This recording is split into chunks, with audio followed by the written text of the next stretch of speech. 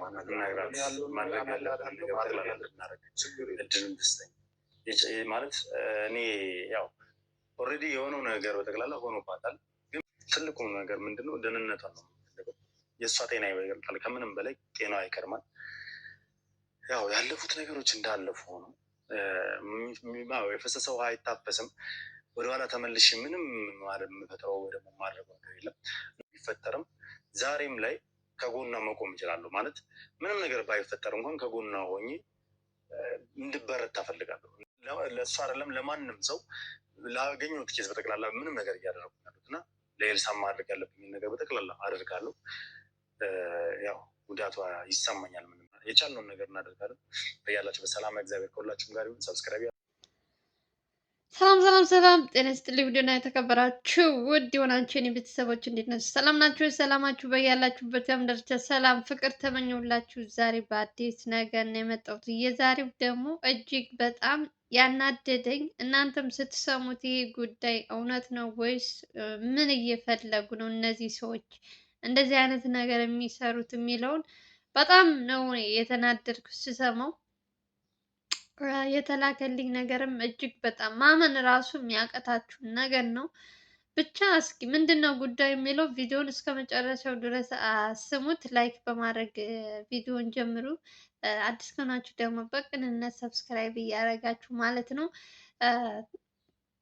እንግዲህ ሰሞኑን ስለ ኤልሳ ብዙ ነገሮች እየሰማንን፣ ልዑል ደግሞ አይኑ መገለጥ ያቃተው ልዑል በእሷ እንደተጎዳች መስሎ ሁል ጊዜ እሷን እየደገፈ ነው ያለው።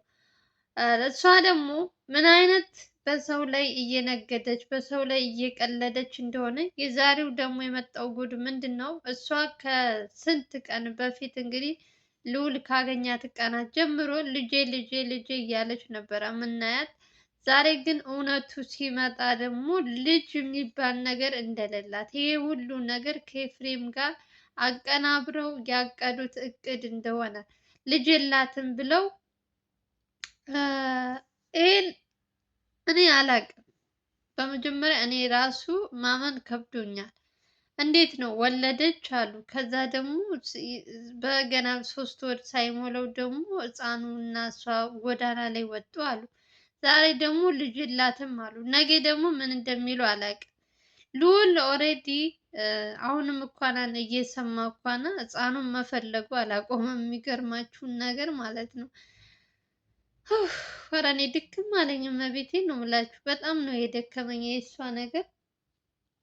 ከልዑል ምንድን ነው የምትፈልገው? እኔ ግራ የገባኝ ነገር ልዑል ልጅ የለም እየተባለ ነው።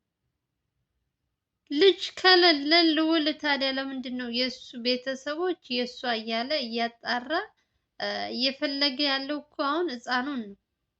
እዚህ ጋር የምንሰማው ነገር ደግሞ ምንም አይነት ልጅ እንደሌላት ነው። ሁሉም ነገር ድራማ እንደሆነ ነው እየተናገረ ያለው።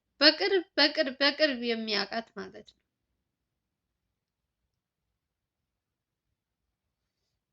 ከ3 ቀን በፊት ደግሞ የገዛ ጓደኛዋ የኤልሳ ጓደኛ ምን ብላለች? በድብቅ እየሄደች ልጇ ጋር እና የልጇ አባት ጋር ትገናኛለች ብላ ለልዑል ነገረችው። ልዑል ደግሞ እውነት ነው ውሸት ነው የሚለውን አጣራ። እሷንም ትንሽ መከታተል ጀመረ። ስልኳንም ማየት ጀመረ። እንደሚታየው ከሆነ በስልኳም ሲጻጻፉ ሲደዋወሉ ከኤፍሬም ጋር የነበረው ስልክ ቁጥር ወጥቷል። እሱንም ራሱ ነግሯቸዋል። 3 ቀን ሆኖታል። ሞርም መሰለኝ 3 ቀን ሆኖታል። ይህ ሁሉ ነገር እያደረገች ራሱ አሁንም ከኤልሳ ጎን ነው ያለው ልዑል። ተውት፣ ልዑል መጨረሻው ምን እንደሚሆን አላውቅም። የእውነት አንዳንዴ የሰው ልጅ በዚህ ልክ እሷ ለሱ ሴራ እንደዚህ እያደረገች እያወቀ እሱ ደግሞ እሷን የሚያግዝ ከሆነ ነገ ጧት የሆነ ነገር ሆንኩ የሆነ እንደዚህ ምናምን ቢል የእውነት ማንም ሰው አዝንለትም። ኤልሳ እንደዚህ ጎዳችሁ ልዑልን የሚባል ወሬ ብንሰማ እኔ አላዝንም። ምክንያቱም እያየ ነው። ልዑል አይን አለው፣ ጆሮ አለው፣ እየሰማ ነው የኤልሳ እና የኤፍሬም የተባለው ሰውዬ እቅዳቸው ምን እንደሆነ። አሁን ደግሞ በልጅ መጥተዋል። ልጅ ሳይኖራቸው ልጅ አለን ብለው በውሸት ያን ሁሉ ነገር እንትን ካሉ በኋላ አሁን ደግሞ ኤልሳ እና ኤፍሬምን የሚያውቅ ሰው ልጅ የሚባል ነገር እንደሌላቸው ይህ ሁሉ ነገር ልዑልን ለማጥመድ የተዘጋጀ ወጥመድ እንደሆነ አንደኛ ነገር ልዑል ምንም ከነሱ ጋር የሚያገናኘው ነገር የለም። ልዑልም እንግዲህ አይታችኋል፣ የሚወዳትን ሴት እሷ ከመረጠችው ወንድ ትሂድ ብሎ ትቷል። እነሱ ናቸው መጥተው አሁን ልጁን እንደዚህ እያደረጉት ያለው እንጂ ልዑል ኤልሳን ከተዋት ዘመን አልፎታል። ግን ደግሞ በአጠገቡ መታ ስለመበደል ስለ እንትን ስታወራለት በቃ ታሳዝነዋለች ይመስለኛል። አሁንም እሷን ያግዛል። ይሄ ነገር ግን ወዴት እየሄድ እንደሆነ አላውቅም። በጣም የገረመችኝ አሁን ኤልሳ ተገርፋም ሆነ ምንም ሆነ ማለት ነው ልጅ አለ የለም የሚለውን አሁን እነዚህ ሰዎች መጥተው ልጅ የላትም ስላሉ መደምደም አትችሉም።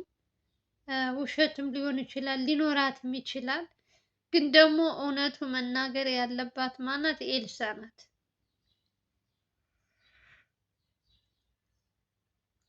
ልጅ አለ የለውም የሚለውን ልዑል አሁን ጀግና ከሆነ እሷን እንደምንም አድርጎ አወጣቶ ልጅ እንደሌላት ካወቀ ግልግል ነው። እንደውም ደግሞ አይኖራትም ብላችሁ ልታስቡ አትችሉም። ምክንያቱም ከዛ ከኤፍሬም ጋር መኖር ከጀመረች እንግዲህ አመት ሊሞላው እኮ ነው ወገን፣ አመት ምናምን ሊያልፈው ነው። እና እንዴት ነው ልጅ የማይኖራት? እሱ አላውቅም። የሆነ እንትን የምትለውም ነገር ሊኖር ይችላል፣ ሊኖርም ይችላል፣ ላይኖርም ይችላል። ግን አሁን ይሄ ልጅ እንደሚያወራው ከሆነ የራሱም ዘመድም እንደምታወራው ከሆነ ልጅ እንደሌላቸው ነው የሚያወሩት። ከዛ ደግሞ ይሄ ነገር ደግሞ ሁለታቸው ኦሬዲ ኤልሳ እና ኤፍሬም ባሏ ማለት ነው እየተነጋገሩ እንደሆነ እሷ ግን እሱ እንደሚጎዳት ለልዑል ጋር ስትቀርብ እንደዚህ አይነት ወሬ ነው የምታወራ። ልዑል ሙሉ በሙሉ አምኗታል። እሷ የምትለውን ነገር አንድ ውሸት ነው ብሎት አያውቅም።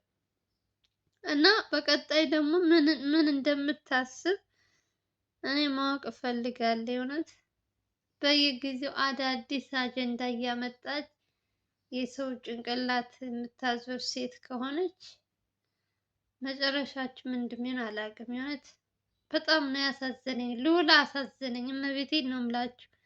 ሰው እንዴት መልካም ነገር በሰራ ለእሷ በቆመ እሷን ለማገዝ እንድትን ባለ እንትን በዚህ ልክ የሰው ልጅ ክፋት ግን ኧረ በመድኃኒዓለም እኔ አላውቅም። እውነት ስንት ሰው አይቻለው። የዚች ደግሞ ከፋ በጣም። መወደድስ እንደዚህ ያደርጋል? ወደድኩሽ አፈቀርኩሽ ባላት ልዑልን እንደዚህ አይነት ድራማ የምትሰራው አረ እንደው ማን በነገረው? የእውነት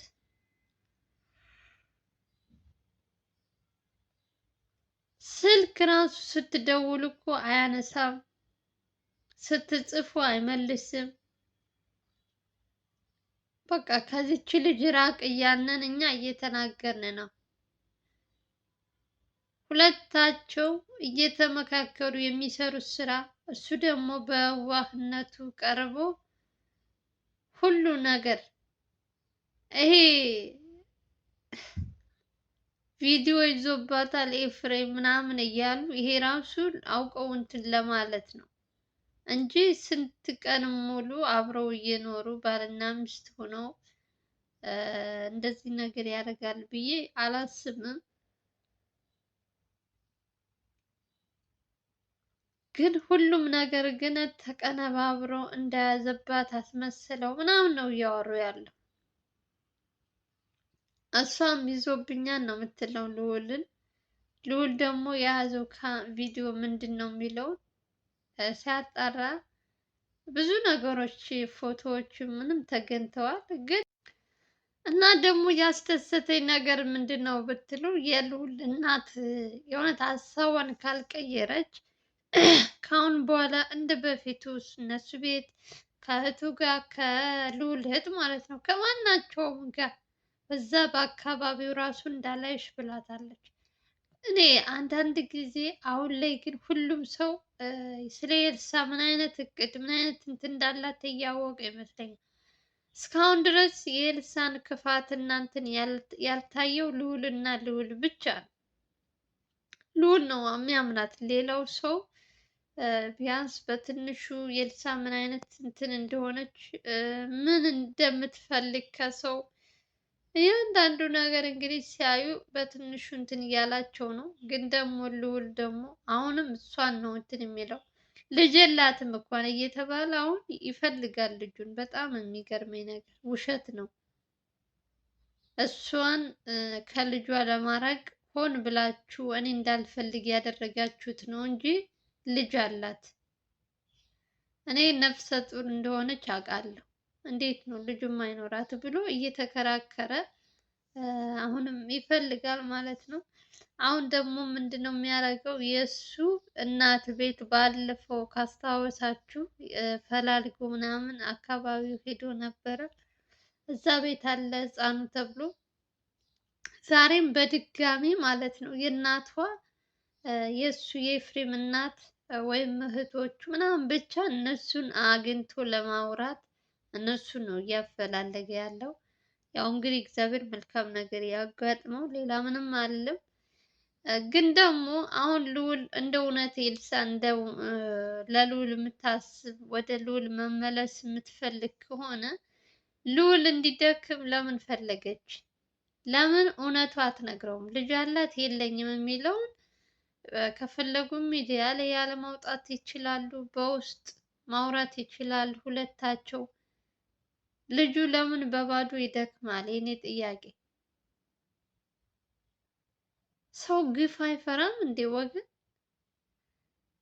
መጨረሻዋ ይቺ ልጅ ምን እንደሚሆን እኔ ማየት ነው የምፈልገው። እንደዚህ የሰው እንትን ጥሩ አይደለም። ሰው እያዘነባት ሰው ማስከፋት ያልሆነ የሆነ ነገር እንትን እያለች ምን አይነት እቅድ ምን አይነት እንትን እንዳላት እራሱ አላውቅም። በጌታ ስም በዚህ ልክ ሰው ሲከፋ አላየሁም። እውነት ወደድኩሽ ብሎ በተጠጋ እንደዚህ ሰው ማሰቃየት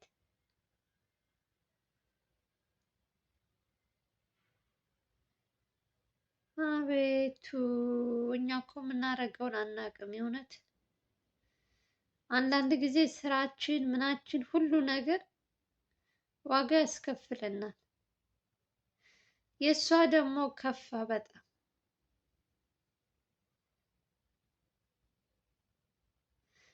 አባቷስ ምን አስባ ነው? አለአባቷ ይቅርታ ብላ እንደዛ ስታለቅስ ማረኝ ብላ አባቷም የተወሰነ እሷ እንትን የምትንቀሳቀስበት በልዑል እያየ ማለት ነው ትንሽ ነገር በስሙ አዘዋውሮላታል። እንግዲህ ኤፍሬም የተባለው ደግሞ አባቷን ይቅርታ ካለች በኋላ የአባቷን ንብረት እንደ ባለፈው ድርጅቱን በእኔ ስም አዙሪልኝ አትበል እያለ አባትየውን ጎዳና ላይ እንዳታስወጣው ብቻ እሱን ነው መፈራለት። ልዑል እስተውት ልዑል አምኖ ፈቅዶ እሷ ትሻለኛለች፣ ማንም ሰው የሚያወራው ውሸት ነው፣ ከኤልሳ ውጭ እውነት የለም ብሎ አምኖ ተቀብሏል። ልዑል በልዑል በኩል እኔ ጨርሻለሁ። ልዑል ኤልሳ እንዲያረገችው ኤልሳ ምን አረገችው ቢባል ብሰማ ራሱ እንኳን እሰይ ነው የምለው። እንኳን አረገችው ተመክሯል። እኛ ነግረነዋል። ከኤልሳ መራቅ አለብህ፣ ከኤልሳ ታጠፋሃለች እያልን እየተናገርን ነው። እንግዲህ ፈቅዶ እውነት እሺ ብሎ ወደ እሷ እንትን ካለ እኛ ምንም ልናደርግ አንችልም። ልቦና ይስጣት። የእውነት ሰው ሲያዝንባት ጥሩ አይደለም። ለሷም የባሰ ነገር ነው የሚያጋጥማት። ሰው በዚህ ልክ ለሰው ልጅ እቅድ እንደው ይሄ ኤፍሬም የተባለው ሰውዬ ግን የት አባቱ ነው የተደበቀው? እሱ ነው እኮ አሁን ነገሩ ሁሉ እኮ እያካበደ ነገሩን እንዳልሆነ እየጠመዘዘ ልዑል ችግር ውስጥ እንዲገባ ያደረገው ኤፍሬም ነው። አሁን ልዑል ስራውና ስራው ሕፃኑ ሳይሆን ኤፍሬምን ቢያፈላልግ የተሻለ ይመስለኛል። ልጁ አለ የለም የሚለው እስከሚረጋገጥ ልጅ ከሌለ ለምን ይደክማል ልዑል? ኤፍሬም ከተገኘ ነገሩ ሁሉ ያልቃል። ባለፈውም በአቤል ጉዳይ ነው ታስታውሳላችሁ። ይሄ ጉዳይ ሳይዘጋ የቆመው እንጂ እየሰራ ነበር። ግን አስቸኳይ ነገር ሲመጣ ደግሞ የአቤል ጉዳይ እንትን ሲል እና ብቻ ሁሉም ነገር እግዚአብሔር ያግዘው ልዑላችን። ሌላ ምንም ነገር ማለት አልፈልግም። እናንተም እንግዲህ ተመልካቾች እያያችሁ ነው። መጨረሻው ምን እንደሚሆን አብረን እናያለን።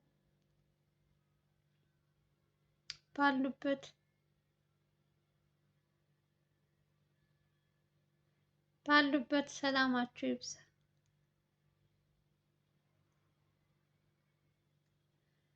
ለማንኛውም ሰላማችሁ ይብዛልኝ። እንግዲህ የሰማሁት ይሄ ነው ዛሬ አዲሱ መረጃችን። ቪዲዮውን ላይክ እና ሼር በማድረግ ጀምሩ። በሌላ ቪዲዮ እንገናኛለን። አገራችን ኢትዮጵያን ሰላም ፍቅር ያምጣልን። ባላችሁበት ሰላማችሁ ይብዛልኝ። የምወዳችሁ ቪዲዮውን ላይክ በማድረግ ጀምሩ። ሰላማችሁ ይብዛ። ባይ